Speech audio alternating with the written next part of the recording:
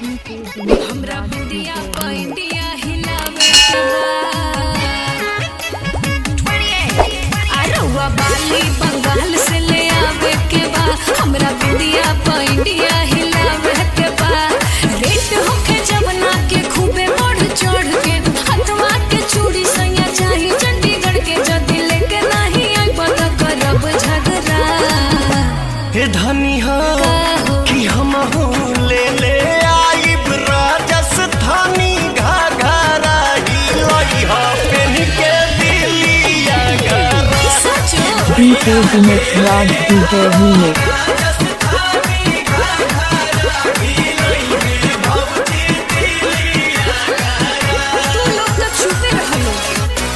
DJ Dinesh Raj DJ Remix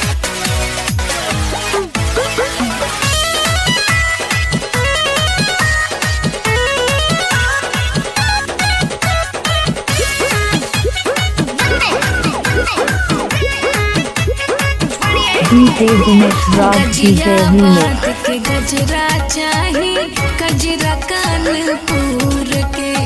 पैजनिया पटना के चाही चलूंगी दहिया तूर के। ओढ़नी उड़ीसा से आई ओढ़ी लगबू बेबी डॉल पूरा बॉडी गहना से ढक लिहा बन जाई महल। छपरा के छागल बड़ी बनिक लागल देखी के बाजार में भइल बनी पागल आज कहतनी रोवा से लगाई असरा। कंट्रोल कइला DJ कांड Dinesh हमरा Raj संगे DJ यो न Remix मोल कइला अरे बड़ा मजा बूढ़ तू दीवाना कइले गौरा कहीं का हमारे कराना में तो पगली लिखाइले हमरा से सुंदर थोड़ी मिली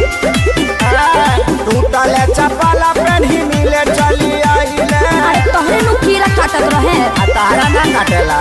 हमारे करम में तू बोका वाली खाया है आधी रात बोल काहे मिले को बुलाया है।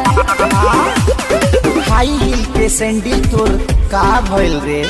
आ धइले नु बा कि फेका गइल रे। तबे पाँव हम आवत रहनी दिया बाबू ताके जान जाइत मम्मी हमके मारी थी लोटा के हरी माई के का प्रणाम करेंगे तब ठीक बा।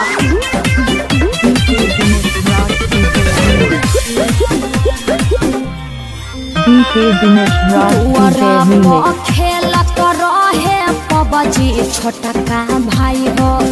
आइल बानी मिले हम लुकाई हो तोर भाइयों कम नहीं खे तू दिलु दिलवा के लिए मोरा बाजी तोहरा ला बेबी सुन तहरा ला बैड न्यूज बा यही कारण माइंड हमर कन्फ्यूज बा काहे तू ऐसा खिसिया लयत बता कर कबूल हमर शादी के नेवता डोली नवंबर में पिया वाले आई संडे के शादी मंडे के विदाई ट्यूसडे से पगला न छोड़ नहीं आई संडे के शादी मंडे के विदाई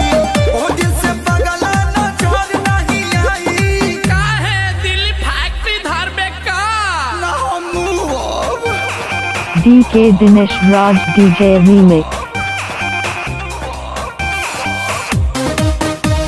DJ Dinesh Raj DJ Remix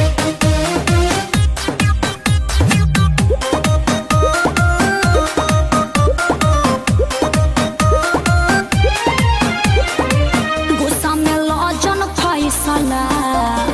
जिद जनी कर हमरो से सुनर लाइके मिली तनी धीरज धर अरे ऐसे मत करो सच्चा प्रेम तोहरे से कहिले रहनी सुनर सुनर सपना सजहिले रहनी सुन ना नए जाने DJ Dinesh Raj DJ Remix